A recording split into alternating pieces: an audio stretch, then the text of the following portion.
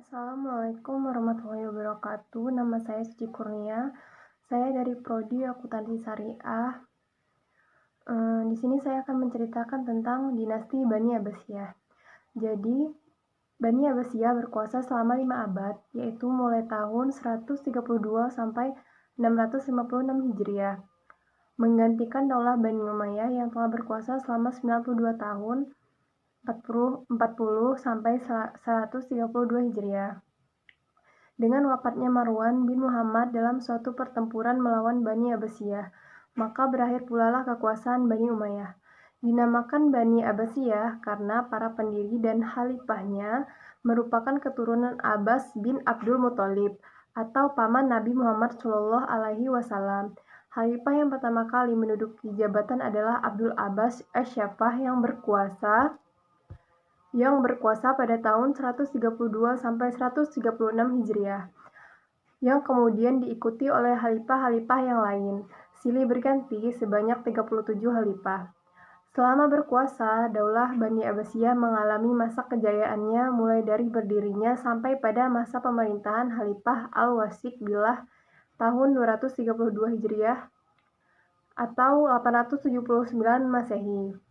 Masa tersebut merupakan masa yang gilang gemilang, bahkan dapat dikatakan masa keemasan bagi umat Islam.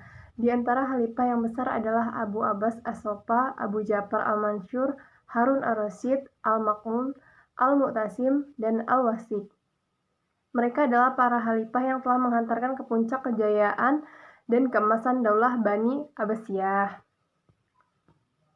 Setelah itu, hampir tidak ada lagi khalifah yang besar lagi. Ini dikarenakan mereka lebih banyak disibukkan dengan hal duniawi dan saling berebut kekuasaan. Khalifah yang terakhir adalah Al-Mu'tasim yang berkuasa pada tahun 656 Hijriah atau 1258 Masehi dan mati terbunuh oleh pasukan Mongol. Pimpinan Hulagu Khan, cucu dari jenis Khan sesuai Al-Wasiq, masih ada lagi 28 khalifah yang memerintah. Tetapi pada umumnya mereka kurang membawa kemajuan.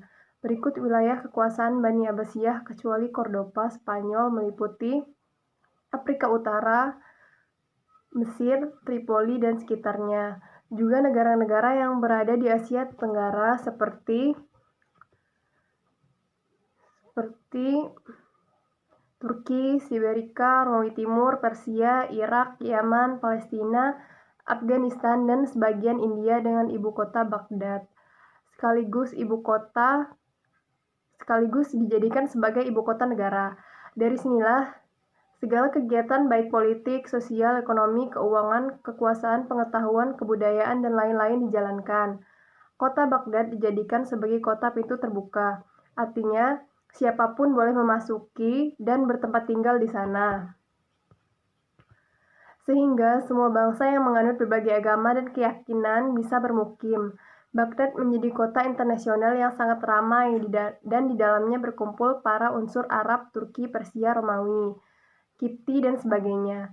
Sehingga bisa dikatakan bahwa supaya perluasan daerah kurang begitu diperhatikan, akan tetapi di bidang ilmu pengetahuan dan kebudayaan terjadi kemajuan yang pesat, dengan ditandai munculnya para ilmuwan, cendekiawan, dan ulama yang terkenal seperti Ibnu Sina, Al-Ghazali, Al-Farabi, Imam Syafi'i, Hanafi, Hambali, Imam Maliki, Ibnu Rusdi, dan lain-lain.